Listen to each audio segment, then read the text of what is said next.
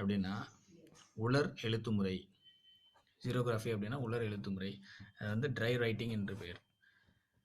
இது வந்து ஒளிப்படி இயந்திரத்தை பற்றி. ஒளிப்படி இயந்திரம் ஃபோட்டோகாப்பியர். ஃபோட்டோகாப்பியர் கிரேக்க மொழியில் வந்து ஜீரோகிராஃபி. ஜீரோகிராஃபினா வந்து உலர் எழுத்துமுறை, ட்ரை ரைட்டிங் என்று பெயர்.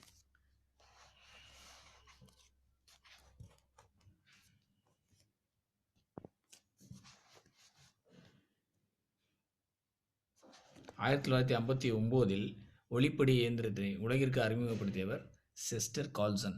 1959 ஒளிப்படி இயந்திரத்தை உலகிற்கு அறிமுகப்படுத்தியவர் செஸ்டர் கால்சன். செஸ்டர் கால்சன் வந்து நியூயார்க்கைச் சேர்ந்த பகுதி நேர ஆய்வாளரும் காப்புரிமை சட்ட வல்லுநரும் ஆவார். செஸ்டர் கால்சன் யாருன்னா நியூயார்க்கைச் சேர்ந்த பகுதி நேர ஆய்வாளரும் காப்புரிமை சட்ட வல்லுநரும் ஆவார். உலகின் முதல் ஒளிப்படியை 1938 எடுத்தவர். உலகின் முதல் ஒளிப்படியை 1938 எடுத்தவர் செஸ்டர் கால்சன். ஃபேக்ஸ் அப்படின்னா வந்து தொலைநகல் எந்திரம். ஃபேக்ஸ் தொலைநகல் எந்திரம். 1846 ஸ்காட்லாந்து கண்டுபிடிப்பாளர் அலெக்சாண்டர் பெயின் என்பார் குறியீடுகளை மின்னாற்றல் உதவியுடன் அச்சிடுவதில் வெற்றி கண்டார். அதற்குரிய காப்புரிமையும் பெற்றார். 1846 ஸ்காட்லாந்து கண்டுபிடிப்பாளர் அலெக்சாண்டர் பெயின் என்பவர் குறியீடுகளை மின்னாற்றல் உதவியுடன் அச்சிடுவதில் வெற்றி கண்டார். அதற்குரிய காப்புரிமையும் பெற்றார். 1846.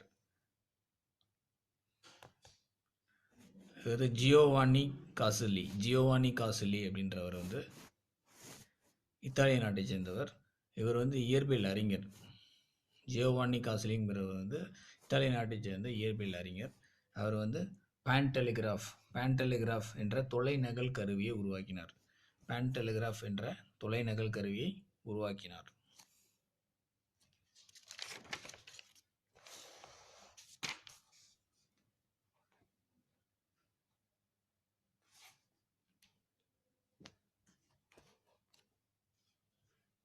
ஆயிரத்தி 1865 பாரிஸ் நகரிலிருந்து லியான் நகருக்கு தொலைநகல் ஃபேக்ஸ் சேவை தொடங்கப்பட்டது. 1865 பாரிஸ் நகரிலிருந்து லியான் நகரத்திற்கு தொலைநகல் சேவை தொடங்கப்பட்டது.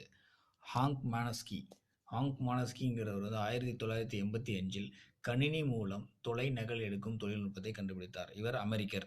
ஹாங்க் மானஸ்கி அப்படிங்கிறவர் வந்து 1985 வந்து கணினி மூலம் தொலைநகல் எடுக்கும் தொழில்நுட்பத்தை கண்டுபிடித்தார். அவர் அமெரிக்கர்.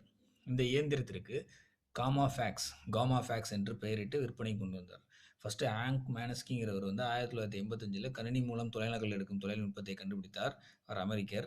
அவர் அந்த இயந்திரத்துக்கு வந்து காமா ஃபேக்ஸ் அப்படின்னு பெயரிட்டு விற்பனை கொண்டு வந்தார். தானியக்க பண இயந்திரம் அப்படின்னா வந்து ஆட்டோமேட்டட் டெல்லர் மிஷின். தானியக்க பண இயந்திரம் ஆட்டோமேட்டட் டெல்லர் மிஷின், அதான் ஏடிஎம். நம்ம ஜான் ஷெப்பர்ட் பேரன்கிறவர் வந்து இங்கிலாந்து சேர்ந்த பொறியாளரான இவர் தலைமையிலான குழு ஒன்று பார்க்லேஸ் வங்கிக்காக லண்டனில் 1967 ஜூன் 27 தானியங்கி பண இயந்திரத்தை நிறுவியது.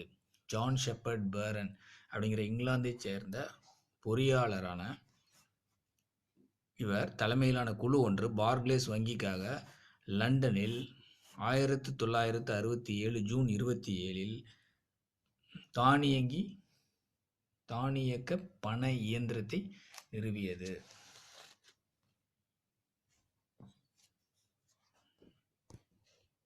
அடுத்தது ஒரு கூற்று ஒருத்தர் ஜான் ஷெப்பர்ட் பேரன்றவர் ஒன்று சொல்லியிருக்காரு. அதை பற்றி சொல்கிறாங்க. நான் இங்கிலாந்திலோ உலகின் எந்த மூலையிலோ இருந்தாலும் என் வங்கி பணத்தை எடுத்து பயன்படுவதற்கு ஒரு வழியை சிந்தித்தேன். சாக்லேட்டுகளை வெளிப்படுத்தும் இயந்திரத்திலிருந்து யோசனை கிடைத்தது. அங்கு சாக்லேட், இங்கே பணம். ஜான் ஷெப்பர்ட் பேரன் சொல்லியிருக்காரு. நான் இங்கிலாந்திலோ உலகின் எந்த மூலையிலோ இருந்தாலும் என் வங்கி பணத்தை எடுத்து பயன்படுத்துவதற்கு ஒரு வழியை சிந்தித்தேன். சாக்லேட்டுகளை வெளித்தள்ளும் இயந்திரத்திலிருந்து யோசனை கிடைத்தது. அங்கு சாக்லேட், இங்கே பணம். ஜான் ஷெப்பர்ட் பேரன் சொல்லியிருக்காரு. ஸ்வைப்பிங் மிஷின் அப்படின்னா அட்டையை பயன்படுத்தும் இயந்திரம். ஸ்வைப்பிங் மிஷின் அட்டை பயன்படுத்தும் இயந்திரம். இது கட்டணம் செலுத்தும் கருவி, விற்பனை கருவி அப்படின்னு சொல்லுவோம். இந்த கடைகள்லாம் வச்சுருக்க ஸ்வைப்பிங் மிஷின் வந்து அதுக்கு பேர் வந்து அட்டை பயன்படுத்தும் இயந்திரம். இதுக்கு வேற ஒரு பேர் வந்து கட்டணம் செலுத்தும் கருவி, பேமெண்ட் டெர்மினல். விற்பனை கருவி, பாயிண்ட் ஆஃப் சேல் டெர்மினல். இது கட்டணம் செலுத்தும் கருவி, பேமெண்ட் டெர்மினல். விற்பனை கருவி, பாயிண்ட் ஆஃப் சேல் டெர்மினல். அடுத்தது அட்ரியன் ஆஷ்ஃபீல்டுங்கிறவர் வந்து 1962 வந்து கடவுச்சொல்லுடன் கூடிய அட்டைக்கு இங்கிலாந்தில் காப்புரிமை பெற்றார். அட்ரியன் ஆஷ்ஃபீல்டுன்றவர் தான் 1962ஆம் ஆண்டு கடவுச்சொல்லுடன் கூடிய அட்டைக்கு இங்கிலாந்தில் காப்புரிமை பெற்றார். ஆரம்பத்தில் பெட்ரோல் தருவதற்கு பயன்படுத்தப்பட்டது காப்புரிமை தரப்பட்டது. ஆரம்பத்தில் பெட்ரோல் தருவதற்கு பயன்படுத்தவே காப்புரிமை தரப்பட்டது. பின்னர் அனைத்து பயன்பாட்டுகளுக்குமான காப்புரிமை மாற்றப்பட்டது. காப்புரிமையாக மாற்றப்பட்டது.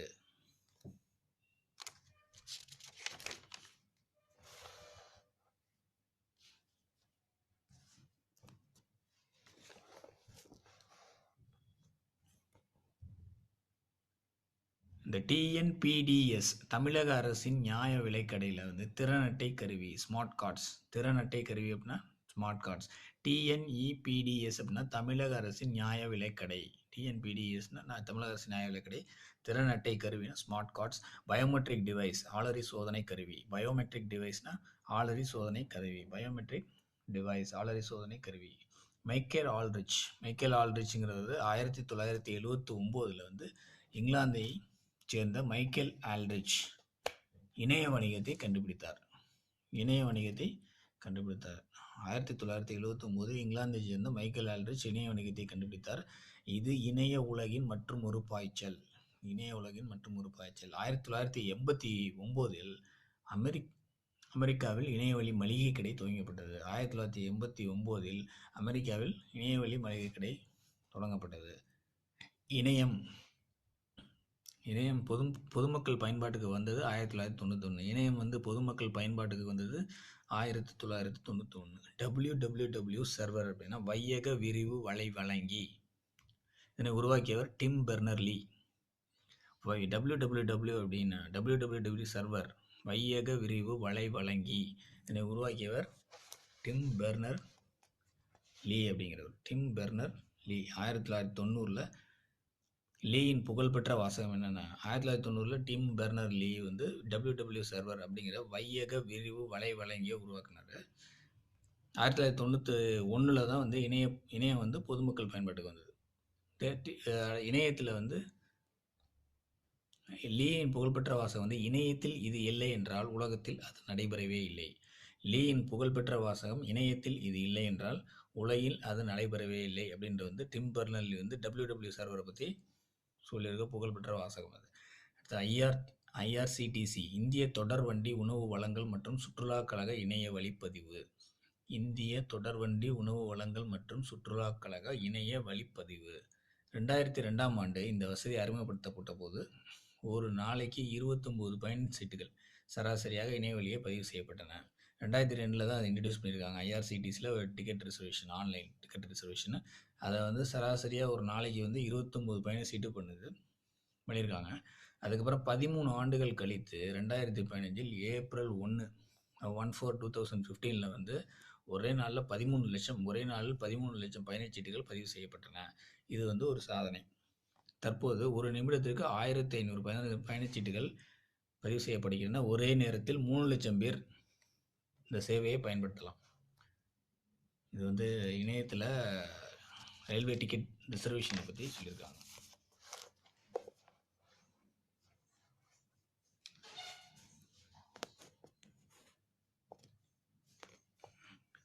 இது 10ஆம் வகுப்பு மாணவர்களுக்கு தேசிய திறனாய்வு தேர்வு அப்படின்னு நேஷ்னல் டேலண்ட் சர்ச் எக்ஸாமினேஷன் நடக்குது. 10ஆம் வகுப்பு மாணவர்களுக்கு நேஷ்னல் டேலண்ட் சர்ச் எக்ஸாமினேஷன், அது தேசிய திறனாய்வு தேர்வு. 8ஆம் வகுப்பு மாணவர்களுக்கு தேசிய திறனாய்வு மற்றும் கல்வி உதவித்தொகை தேர்வு. 8ஆம் வகுப்பு மாணவர்களுக்கு தேசிய திறனாய்வு மற்றும் கல்வி உதவித்தொகை தேர்வு நடைபெறுகிறது. அதுக்கு பேர் வந்து national means cum merit scholarship scheme exam. National means cum merit scholarship exam. கிராமப்புற பள்ளிகளில் படிக்கும் 9ஆம் வகுப்பு மாணவர்களுக்கு ஊரக திறனாய்வு தேர்வு. இது வந்து ட்ரஸ்ட்னு பேர். அதுக்கு Tamil Nadu rural students talent search examination. Trust அப்படின்னாக்க வந்து Tamil Nadu rural student talent search examination. So 8th ஸ்டாண்டர்டுக்கு வந்து national means cum merit scholarship scheme exam. 9th ஸ்டாண்டர்டுக்கு வந்து trust Tamil Nadu rural students talent search examination. 10th standard மாணவர்களுக்கு நேஷ்னல் டேலண்ட் சர்ச் எக்ஸாமினேஷன். இது எல்லாத்துக்கும் உள்ள தமிழாக்கம் கொடுத்துருக்காங்க. ஓ என் சமகால தோழர்களே என்ற புத்தகத்தை எழுதியவர் வைரமுத்து. ஓ என் சமகால தோழர்களே, இது வைரமுத்துவோடது. பண்பும் அன்பும் இனமும் மொழியும், இதெல்லாம் வந்து எண்ணுமை. பண்பும் அன்பும் இனமும் மொழியும் அப்படிங்கிறதெல்லாம் எண்ணுமை. சொன்னோர்ன்றது வந்து வினையால் அணையும் பெயர். சொன்னோர் அப்படிங்கிறது வந்து வினையால் அணையும் பெயர். அடுத்து வந்து கவிஞர் வைரமுத்து பிறந்த ஊர் வந்து தேனி மாவட்டம் மெட்டூர். கவிஞர் வைரமுத்து பிறந்த ஊர் தேனி மாவட்டம் மெட்டூர். பத்மபூஷன் விருது பெற்றவர் அவர். 2003ஆம் ஆண்டு அவர் வந்து கள்ளிக்காட்டு இதிகாசம் என்ற புதினத்திற்காக சாகித்ய அகாடமி விருது பெற்றவர். 2003ஆம் ஆண்டு கள்ளிக்காட்டு இதிகாசம் என்ற புதினத்திற்காக சாகித்ய அகாடமி விருது பெற்றவர். சிறந்த பாடலாசிரியருக்கான தேசிய விருது 7 முறை வாங்கியிருக்கார். சிறந்த பாடலாசிரியருக்கான தேசிய விருது 7 முறை, மாநில அரசின் விருது வந்து 4 முறை வாங்கியிருக்காரு. புலவர் பாடும் புகழுடையோர் விசும்பின் வளவன் ஏவா வானஊர்தி அப்படிங்கிறது வந்து புறநானூற்று பாடல். இது பாடல் 27, அடி வந்து 7 to 8. புலவர் பாடும் புகழுடையோர் விசும்பின் வளவன் ஏவா வான ஊர்தி அப்படின்னு வந்து புறநானூற்று பாடல். அது பாடல் 27, அடி 7, 8. அதுக்கு அடுத்தது வந்து அதை இலக்கியங்களில் அறிவியலில் வந்து இந்த கூற்று வந்திருக்கு. புலவர் பாடும் புகழுடையோர் விசும்பின் வளவன் ஏலா வான ஊர்தின்ற புறநானூற்று பாடல் பாடல் 27, அடி 7 to 8. அடுத்து அந்தர தார்மையனே என ஐயுறும் தந்திரத்தால் தம நூல் கரை கண்டவன் வெண்ணிரலான் பெருந்தச்சனை கூவி எந்திர ஊர்தி இயற்றுமின் என்றார் சீவக சிந்தாமணியில் வந்து நாமகள் இளம்பகம் 50. நாமகள் இளம்பகம் 50 சீவக சிந்தாமணியில் இந்த வான ஊர்தியை பற்றி சொல்லியிருக்காங்க. அந்தர தார்மையனே என ஐயுறும் தந்திரத்தால் தம நூல் கரை கண்டவன் வெண்ணிரலான் பெருந்தச்சனை கூவி எந்திர ஊர்தி இயற்றுமின் என்றான் அப்படின்னு சொல்லிட்டு சீவக சிந்தாமணி நாமகள் இளம்பகம் 50 வந்திருக்கு.